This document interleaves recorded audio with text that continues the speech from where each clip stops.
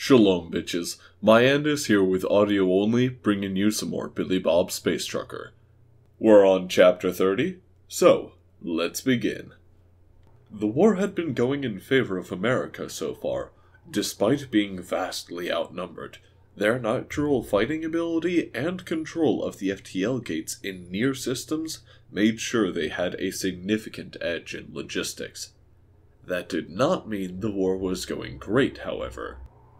While being able to fight well above their weight, and for every soldier or ship they lost, they'd take out 10 Xeno equivalents, they were still fighting the rest of the known galaxy, more or less.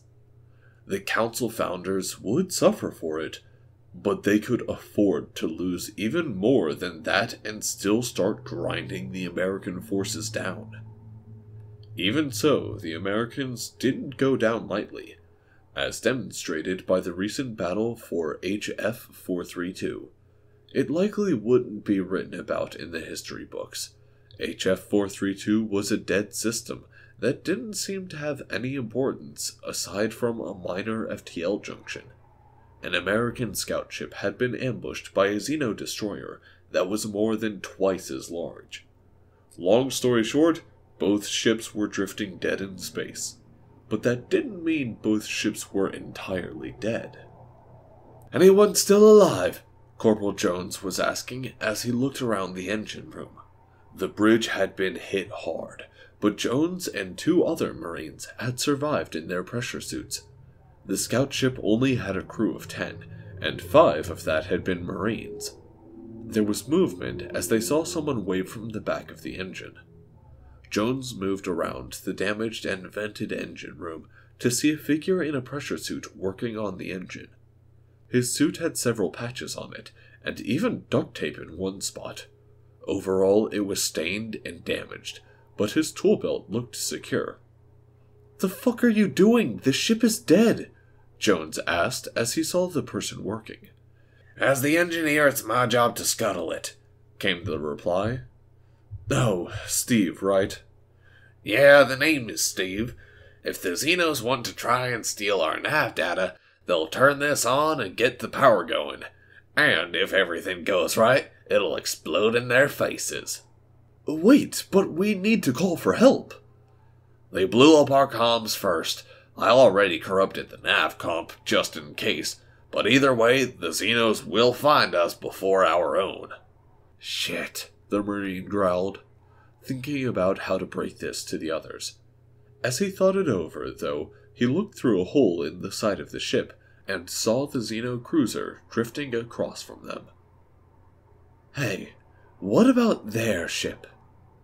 The engineer looked up. "The fuck if I know? I've never worked on a Xeno ship before." "Whatever, an engine is an engine, right?" "No, not even close." "Do you have any better ideas, Steve?" The engineer sighed and finished tinkering with the engine before shrugging. "Fuck, I guess it's that, or just waiting to die in space. Get the others." Jones nodded and retrieved the 2 other Marines who had been trying to salvage the bridge to no avail. Howie and Tina met up with Jones and Steve in the engine room as they climbed through the hole to stand on the outside of their dead ship. "And what makes you think we can turn it on?" Tina asked. "We've got no idea I could start it up were it not wrecked in battle," Steve replied, clearly full of optimistic confidence. "But it's dying here for sure, or maybe dying over there. Only got so much oxygen left." "Thanks, Steve," Jones muttered. Tina and Howie jumped free, boosting towards the craft. But before Jones could, Steve stopped him. "Hey, I'm in an engineering suit. You're the ones in the Marine pressure suits. You gotta carry me." "Oh, sorry, nearly forgot." The Marine gripped the engineer under his arms, boosting across the void towards the destroyer, the dead planets of the system far away to their side. The 4 humans entered the Xeno ship the same way they'd left their own, through a hole in the side of it. They were up on the bridge, which had been smashed up pretty bad in the attack. Steve couldn't fit in any of the small chairs, so he leaned over a seat, typing on a console. "Well, there's some power left, I think. I got no idea how to transfer it from up here. We need to get down to engineering." The engineer led the Marines deeper into the Xeno ship. They were passing floating bodies of the Phyllis. Most people called them Fleckos because they looked like geckos mixed with flies. He didn't like the look of the dark interior as their headlamps swept over the corridors. On top of being full of dead bodies, the shape was all wrong. Finally, they found the path to engineering, a massive blast door sealed in front of them. Steve tapped on a panel, which hissed at him and flashed red. Guess that means it's locked, or still sealed against the pressure of the vacuum. He looked around then, and pointed to another pressure door they could seal behind them. There wasn't any power to it, but there was a manual override. The problem was the bolt seemed to be missing a lever or handle to turn it with. "Maybe you need to solve a physics puzzle to find the last piece you need," Howie said. "And maybe you're an idiot," the engineer muttered as the Marines laughed. Instead of going searching, he just pulled a wrench from his tool belt and fastened it into place. "I don't think these guys ever figured a single person could do something like this." He began to turn the wrench, slowly lowering the blast door into place as the machinery creaked and groaned. "Why wouldn't they just leave something in place to lower this?" Tina had asked as the engineer slowly lowered it. "'Cause they're pussies," the engineer grunted out as he kept turning it. Finally, the blast door was sealed as he detached his wrench. "I'm fairly sure none of them have the strength to operate this on their own. Probably got a robot to do it or something." They turned back to the engine room, and Steve stepped up, tapping on the control panel once more. This time it beeped at him, and there was a hiss as the door opened, oxygen rushing in to fill the makeshift airlock. As the door slid open, they saw the light inside, and were met with the surprised faces of what had to be 20 Fleckos. They had swords and some sort of energy torch, and a number of nasty-looking melee weapons.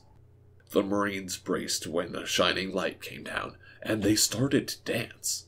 It was some sort of high-pitched Xeno music as they broke into a team dance choreography of some kind. "What do we do?" Howie asked nervously. "We're totally getting served." "Are you fucking kidding me?" Steve asked and pulled out an old worn 1911 from his tool belt, shooting one of the Fleckos through the head, immediately breaking their rhythm. "Fucking shoot them!" "Oh yeah," Jones muttered, as if the thought hadn't occurred to him. The Marines raised their guns and started firing. The 3 Marines and an injured engineer against 20 elite Fleckos. It was a massacre. Dancing and melee weapons did not hold up well against automatic weapons and a .45. They weren't even fast enough to make the Marines need to lead them. Once they were dead, greenish-blue blood spattered across the walls and machinery. The Marines checked their weapons, while Steve moved forward, pulling bodies off the consoles he needed to check. "You can get this up and running, right, Steve?" Tina was asking as she watched him work. "No idea. Just trying to figure out where they have their readings." "Yeah, but it's an engine, and you're an engineer." "Why the hell does everyone assume I can fix any type of engine? Besides, even if I get this turned on, I'm not a pilot." "What? You can't fly this thing? I thought engineers knew how to do that stuff," Jones said. "You're the Marines. You know how to hotwire tanks and fly assault craft, right?" No, we were never trained to do that." "Then why does everyone assume that I'd be trained to do that other shit? You wouldn't ask an OBGYN to help an oncologist, would you?" They simply stared at him, and he shook his head.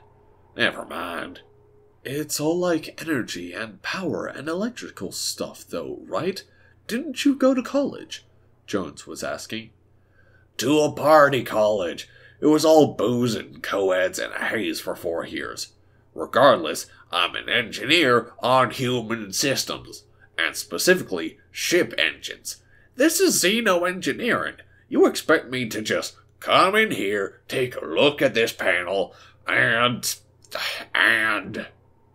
He was looking at the panel and tapped on a few buttons. There was a hum through the ship as they felt it shift. It's got some impulse power.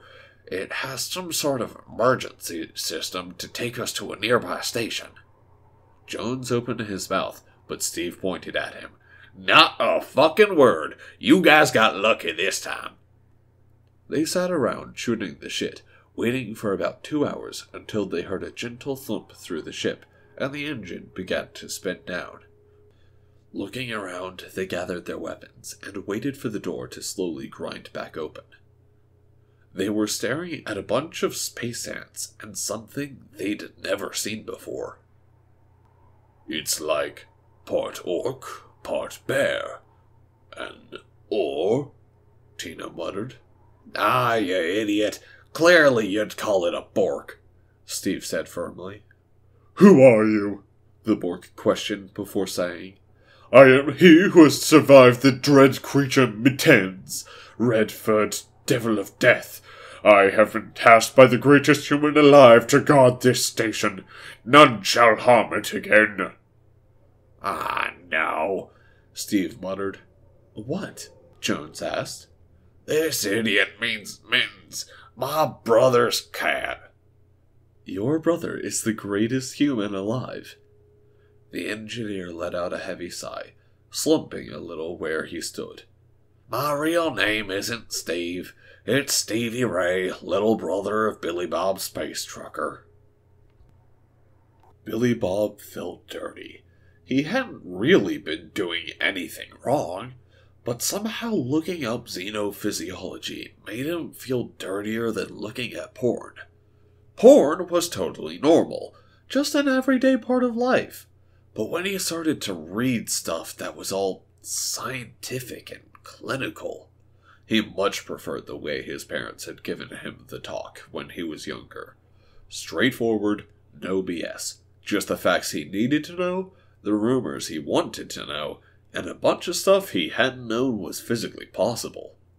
Sure, it was a lot to take in as a junior high kid, but at least they sorted out human sex for him before high school and that sex ed class with Mrs. Munchausen. High school was too young for people to be introduced to the idea of sex with Xenos. Then again, maybe he wouldn't have been so worried about this stuff with Emily if he had been properly prepared. It was hard to keep track of his beliefs when life kept making him question the ones he had. It was a lot easier to keep on trucking when he was trucking. Now that he'd become some sort of figure for an intergalactic war, shit had gotten complicated, and that didn't even cover what he'd learned about Libertonians. So long as he kept her gloves on, he should be able to survive the night. Oh, but her beak. His research had mentioned a bunch of biting. He was alone on the bridge of the Rosie. He'd gotten it fired up and heading out of the FTL lanes to get closer to their final destination. Well, not final, if everything went right. Either way, he was alone, trying to figure out the logistics to a problem he'd never expected to have. It was a crucial midterm project, named How to Get Some and Not Die. And he wasn't sure how long he'd have before the teacher demanded he turn over his work and hope for the best. He had plenty to worry about, even without considering the fact that his translator had struggled with a few terms, and he had to pray to God and Washington, and even Andrew Jackson, that he'd read it correctly. He wasn't sure if he was excited or terrified.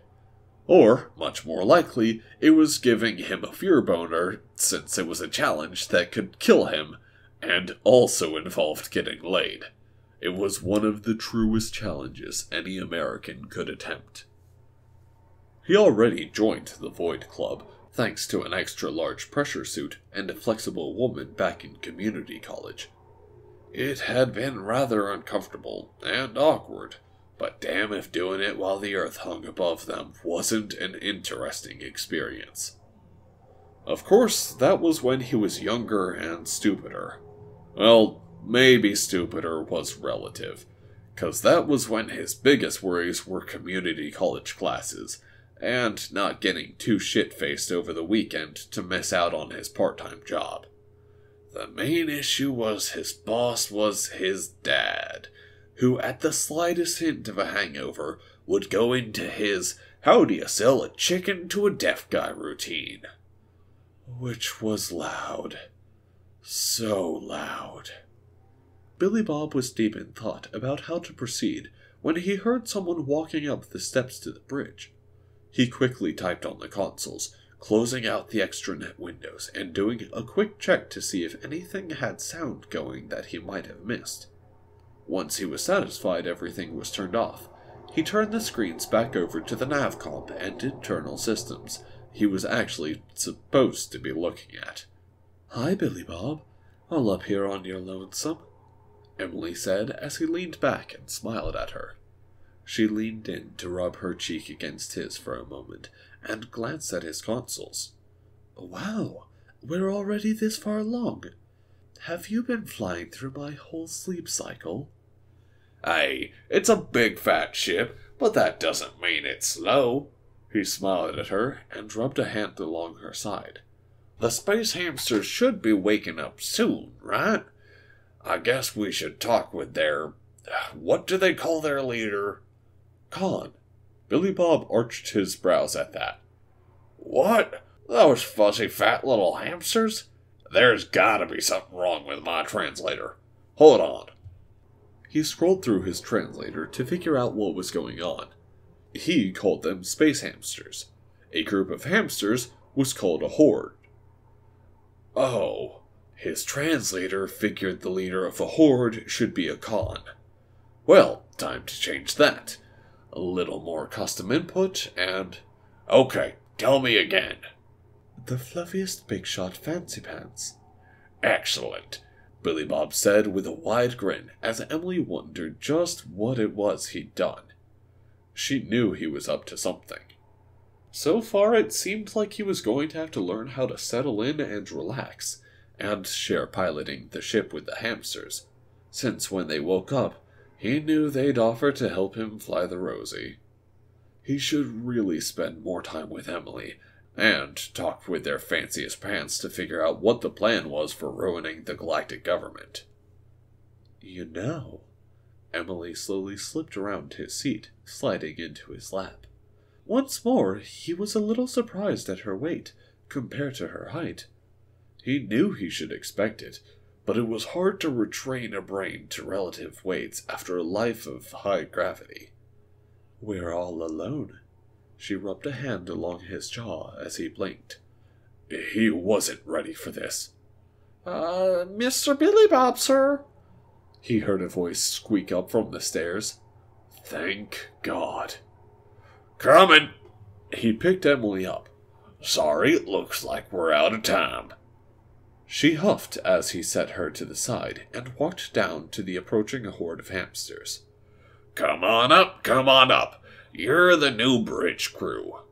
There was about 8 of them, which for Xenos was a skeleton crew to do what he was doing on his own. "Yes, Mr. Billy Bob. Can you throw us around, please?" "Sorry, but not until after your shift is done." They all let out a collective groan. "Sorry, but it tires out you little fellers too much. Can't have you dozing off on the job, can we?" He rubbed their heads as he walked past, followed by Emily, as he looked for their fluffiest big shot fancy pants. It took him a bit of time to discover all the rest of the space hamsters were in the mess. He saw the big top hat of Mr. Monopoly and shouted out, "Ah, there you are, my good hamster," which seemed to startle the figure who hadn't been facing him. The Xeno diplomat grabbed all the food on his plate, shoving it into his mouth before turning around to look at Billy Bob. His cheeks were nearly exploding with food, contrasting with the much too posh clothes he was wearing. "That is adorable," Emily whispered next to him. Oh no! How has humanity not met these guys yet? "Seriously, Billy Bob, aren't they so cute? They override all of my predatory instincts to kill and eat them." Billy Bob arched a brow at that, and looked over at his girlfriend. Then he looked a bit more concerned when he saw a mix of hunger and amusement on her face. Whoa! You don't eat sentient beings, right? "Oh, no. It's just they do resemble a prey species back home." Keep it together, Emily. "Right? Sorry." She's thinking about eating our guests. Humans would never do something that creepy. Well, Americans wouldn't at any rate. Moving on. Mr. Monopoly had been working to swallow down the giant mouthful of food he had, and they had to wait a few minutes before he could finally cough out. Apologies. You startled me, and my instinct was to eat a hearty last meal. That's just fine, Mr. Monopoly. I say, what does that name mean, anyway? Oh, you just resemble a very wealthy and affluent human, known for having only the fanciest of pants around. Oh, what a remarkable fellow. Is he a living human? No. He's long gone, I'm afraid. Well, it can't be helped. I'm sure I'll find reading about this fellow's life most enjoyable. I do enjoy having the fanciest pants around, you know. Once I even paid a fellow for his fancy pants, and took them on the spot. Yes, they're right up there with a nice pot of humperbush and a few whippernickels to dunk it in. Billy Bob slowly shook his head as he watched the space hamster talk. Was this real? Was this some sort of joke the Brits were playing on him right now? They were probably still mad about that time their first space colony was raided on the 4th of July, as Americans stole all their tea and then threw it into the planet Star. Or maybe it was that time the Queen was taking a tour of the UHG colonies, and an American rigged their sound system to play Stars and Stripes Forever instead of God Save the Queen on every planet. But no, this couldn't be a joke they'd set up. Not in the middle of a war, right? Well, they did have a dry sense of humor. He'd have to keep his eyes open. No Limey was going to prank Billy Bob. Right. Well, fancy pants aside, we were hoping to discuss the plan for getting us into the big council gathering. Oh, yes. Of course, most delightful indeed. Splendid, in fact. They looked at him, and he looked back. Well, I say, dear fellows, what's the plan? What? We wanted to know what your plan was, Emily said. Right, yes. Of course, that would make more sense, I suppose. We just need to talk to my chief sneaky busybody. Billy Bob checked his translator. That was a direct translation as far as he could tell. He hadn't changed any custom input. These were words they used, and the translator tried to tell him their leader was a con? If ever a computer could be more wrong. Well, where is he? If I knew where he was, he wouldn't be my chief sneaky busybody, now would he? Of course not. Billy Bob was about to ask how they could find this space hamster when the PA came on. Mr. Billy Bob, please report to the bridge. He looked up at the ceiling and yelled out, What is it? Is this line private? Yeah, sure, why not? There are pirates! The rest of the hamsters around him squealed out in fright and began to shovel food into their mouths. Jesus Christ, you guys don't fucking choke. I'll be right there. He grumbled and quickly ran back up to the bridge. The Rosie had come out into a system where they'd dropped out of the FTL lane to refuel. A small ship was out of the viewport as he saw the bridge crew shivering. What kind of ship is it? That's a Bork raiding vessel. They've got at least 30 Borks on board. Billy Bob sighed and walked over to the comm screen. He brought up a channel with the ship. Ah, good. This is the Space Hamster Captain. Come to surrender? Nope, this is Billy Bob Space... Colonel of the United States Space Force, and I'm ordering you to fuck off right now before I come over there and kill you stupid fucks for delaying my ship. What? The Bork was obviously surprised with the voice and tone of the person he was talking to. You can't talk to me like that. I'm the feared... Yeah, I don't fucking care. You've got, 35, 40 of you in there. I've cleared an entire station on my own, and now I have a Libertonian girlfriend with a power suit. So, are you feeling like today is your lucky day, punk? He cursed himself after that. Wait, nope, hold on, I've got something better. He paused for a moment, trying to think up something, but he was waiting too long, so he quickly just went with, Why don't you go bend over and fuck your own face? He yelled into the mic. What? That's not... This must be a trick. That ship has Space Hamster registration. Yeah, and I took over the ship and enslaved them. You know how it is. The strong prey on the weak, and I'm the strongest there is. Do you want me to come over there and show you? Huh? What species are you again?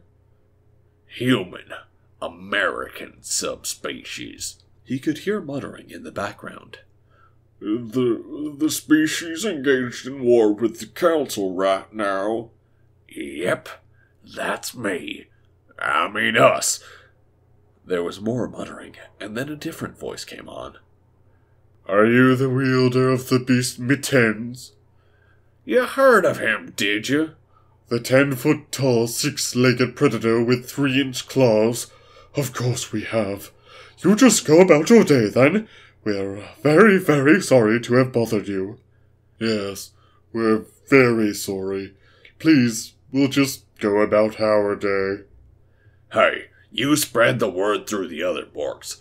Only raid the space poodles, ass-face crabs, and fish cops. Leave the space hamsters alone. Or we'll come after you once we're done with the Council. Yes, of course. We'll spread the word right away. The ship turned and started to make haste away from the Rosie. Billy Bob grinned as the crew stared at him. Are we your slaves now? What? Nah, I made that up. You're all free people. Shit, Great Abe's ghost would strangle me on the spot if I enslaved you funny little furballs. No. They cheered at that, and then one opened the PA. Mr. Billy Bob has saved us all, and he ended piracy against the space hamsters everywhere. He could hear cheering across the ship, and stood with his hands on his hips, the biggest, stupidest grin on his face. Somewhere, he knew an American flag was flying patriotically in the wind. Fuck, it felt good to liberate people. And so ends another chapter in the adventures of Billy Bob, Space Trucker. Alright, good. Alright, guys. So, little bit of information as to why I'm uploading some more. It is Lent, and I am a Catholic. My observation of Lent this year is that I do currently feel called to go into the voice acting industry, and part of that, a major part of that, is the idea of, well, me actually practicing, doing this stuff, trying to get better at the whole voice talky acty bullshit.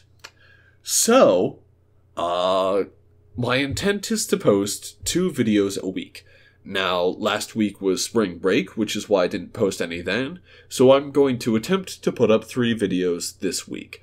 regardless if I don't do it this week, then next week, and then the next week after that, and it'll basically just keep on getting pushed back until it actually gets done. So, all of the people that know me in real life that can actually push me to actually do this shit, I've got time in my day, I just need to actually do it. So, make me. Be my accountability buddies. Yeah.